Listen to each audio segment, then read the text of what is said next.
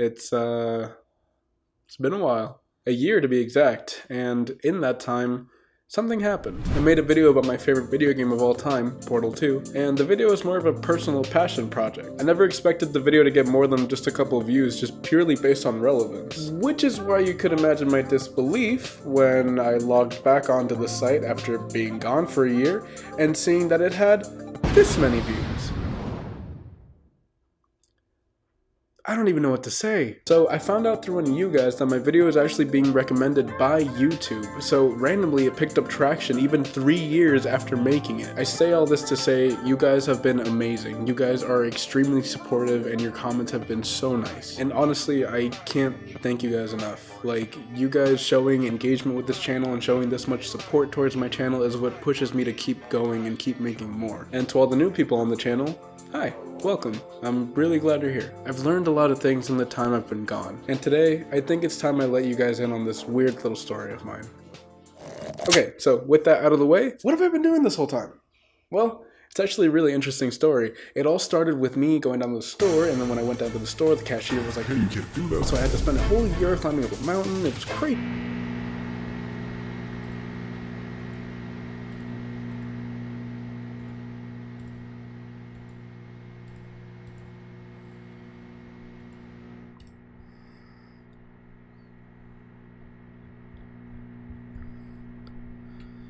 Okay, it's coming along.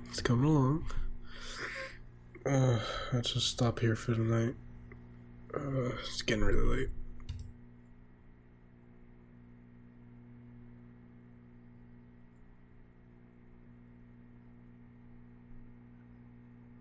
Maybe just one more touch.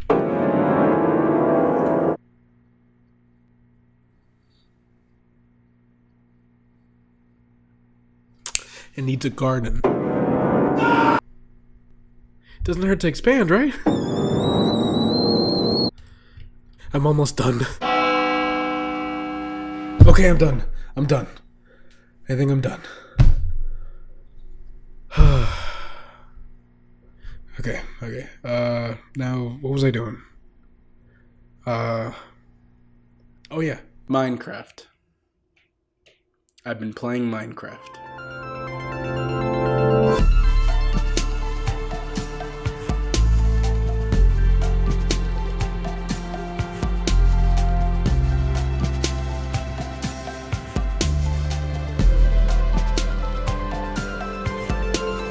I started playing Minecraft when I was about 12 years old. I remember telling my mom I was going to become an architect and I needed to have the game to, quote, practice making buildings. Lord knows I did not become anything close to an architect, so I think it's safe to say that didn't work out. But what did work is that I got the game that day, and I couldn't stop playing it. As a matter of fact, the footage you're seeing right now is a little 12-year-old me playing it on my TV. And as another matter of fact, I became obsessed with this game. And I mean, obsessed. Hey, yo, Reed,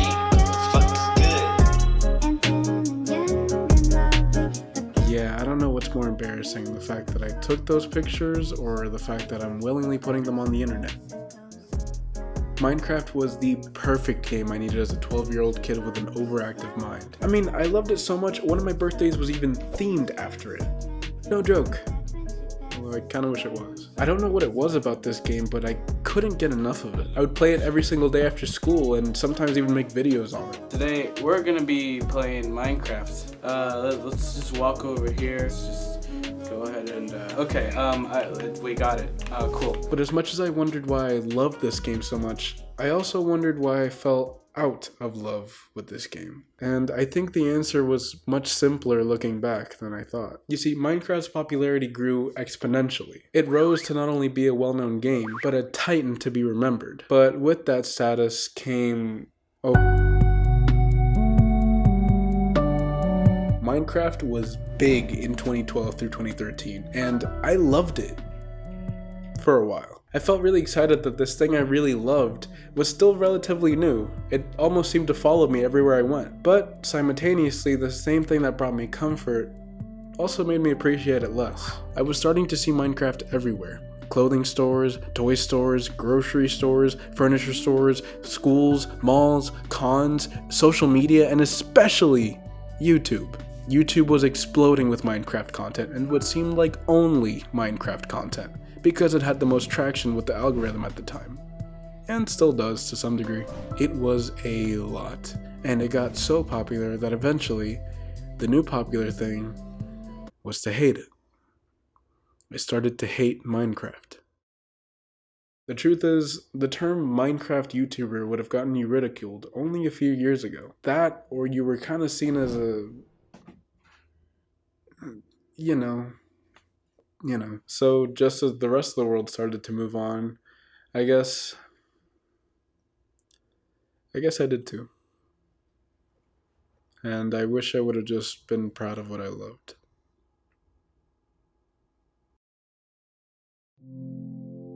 When I got into college, I started a long-distance relationship with my girlfriend, who happens to live on the other side of the country from me. And with all that distance in between us came a lot of time, patience, and a whole lot of waiting.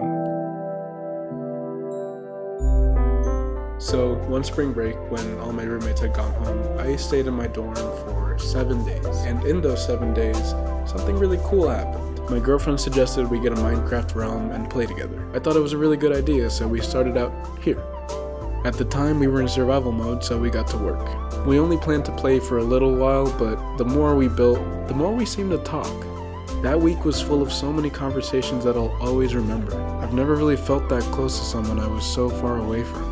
And yeah, it sounds cheesy, but I got to know her all over again, over a silly block game. And yeah, I may have been alone in an empty dorm while the snow fell slowly right outside my window in the dead of night, but I never felt like I was. And that was really special to me.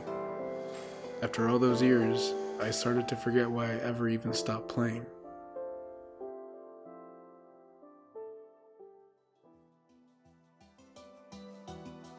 If my love for the game was a match, then that spring break was the flame.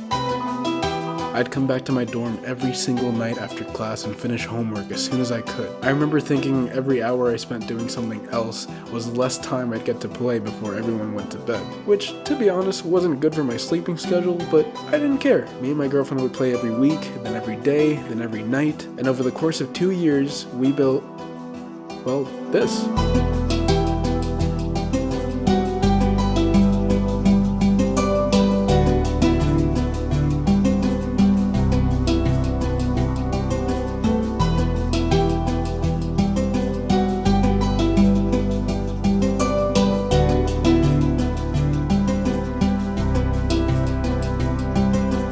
Okay, so the map is split up into 4 major sections, united by railroads and paths. First of which is the initial survival build, which we've called the Jungle Village. It features this interconnected treehouse village along with a semi-detached Japanese temple, complete with a patio area and barn, as well as our pet birds.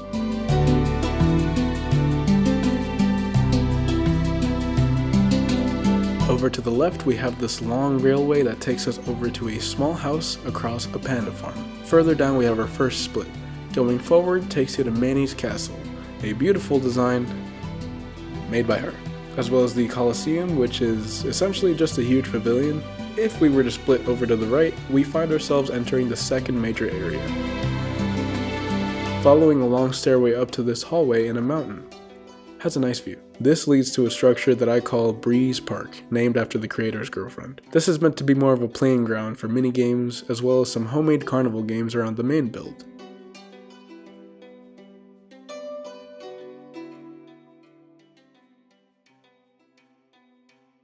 Following down the path, we make it to the third area, OG Village.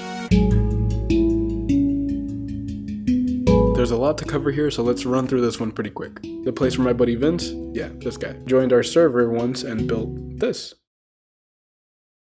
Neat! So we built him the most grandiose stairway we could to commemorate his efforts. On this path we have the indoor tree garden, which leads to Bree's second house. Then down this path we have my house, with a downstairs attachment and a nice view of the river. And down this room, we find ourselves in Waterfall Park. Pretty cool. It attaches to this house and has a back entrance to the portal path. May have gone a little overboard with this one. Anyway, wrapping up this area, we have this parkour course in the back, a tag arena, a cabin home atop the mountain, and ending with my 3 favorite builds. Up first, we got this massive wooden mansion with huge windows and a dock. As a feature, it has an in-progress map of all 4 sections. What I really love about this build is its size and bridge, which lead to this really nice botanical garden area which is all interconnected, even underground. This leads into this divot park area, which is the connection point of a few builds. It even has an underground section which connects with the park, the village, and even through this tower to Breeze Park. This stairway takes you up to the mountainside house, with pretty nice views.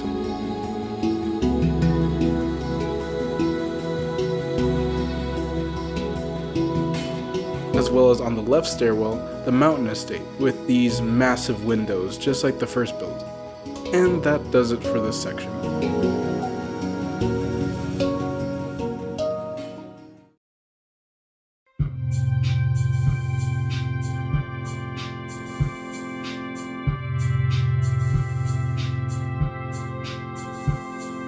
Right across the jungle village, we have our modern village, which is all interconnected underground.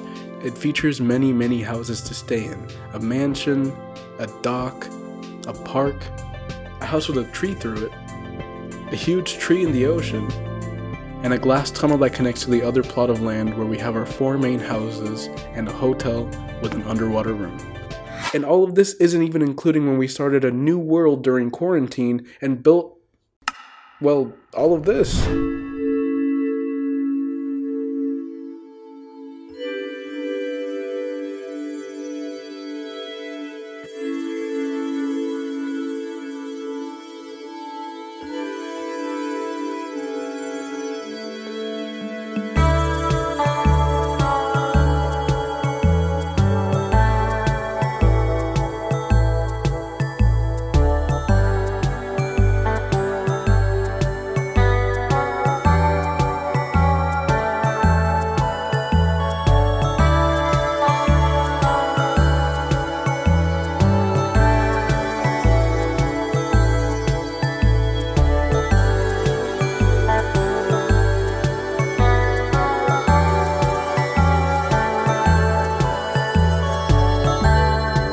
Now I know it's nothing that impressive or anything, but it's ours. All these blocks placed together are memories. I know it sounds really weird, but I can remember distinct conversations while walking through some of these builds. I remember having no clue how to handle any obstacles that came with being in a long-distance relationship.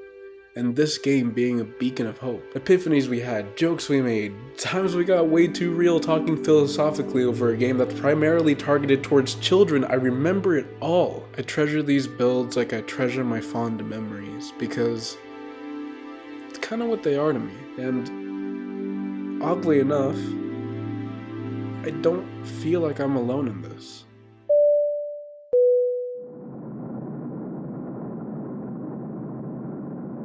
Traveling to see your significant other is amazing. It's one of the giddiest feelings in the world, and you feel like a complete idiot half the time for smiling so much on the way there. But I can't really say the same for the flight back. You fly so many times back and forth, eventually you just feel numb. But for some reason, it never seems to get any easier.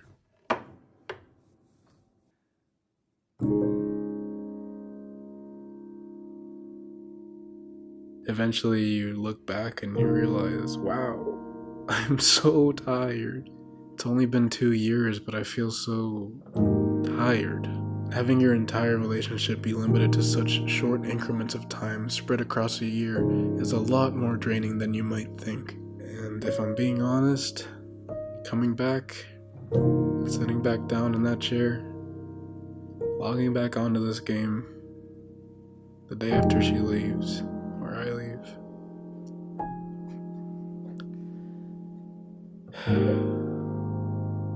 All these builds are really amazing to relive and feel nostalgic about. Everything here means so much to me. But I mean, with how much is here, you gotta wonder, how much time did we waste? No, really, don't fade to black. How much time did we waste? I mean, I love how much time we poured into our villages and how much they mean to me, but how many first dates did we miss in the process? I mean, how many days were spent indoors huddled over a computer placing blocks? How many days could have been spent exploring the real world? Did it all equate to nothing, or do those builds count as dates? Will we ever get that time back? How many times can I log off before I feel that emptiness in between us disappear? Is this all we are? Are we just doomed to play this game forever because it's the only escape we have? Should I have done more? How can I be in a relationship and sleep alone in an empty room every single night? How many times do I have to explain my situation to people? How many times has she had to explain? Sometimes I see you for a week, a month, it all feels like seconds. Every joke we laugh at has restraints. Every moment has a timer, and it's always ticking. We know the end is coming. Are you leaving already? I have to go. When are you leaving? I have class tomorrow. Does it matter? I'm leaving. Why do we always have to end things like this? I'm tired. I'm so tired. Feels really weird to be driving a car that I no longer own currently. It's kind of surreal, you know? I love this car. I grew up with this car. I went to high school every single day in this car, so knowing that I'm driving it now and I'm not later, it's really weird.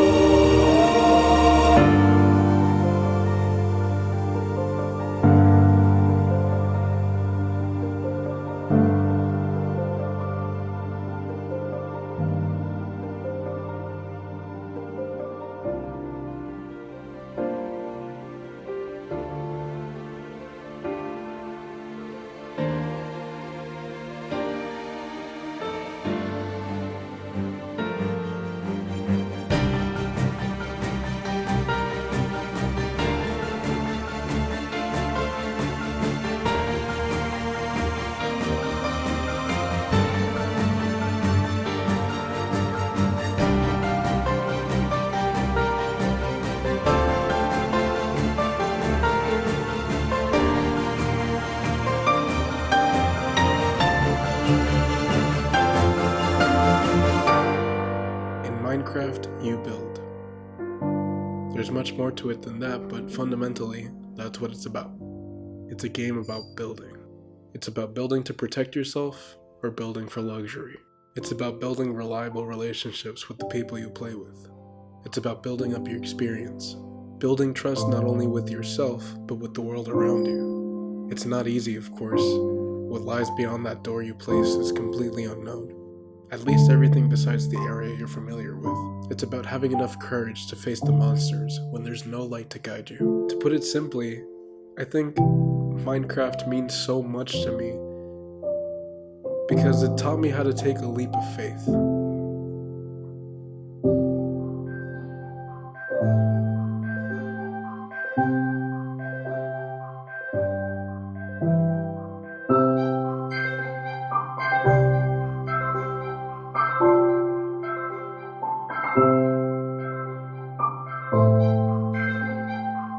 So, what have I been doing for the last year?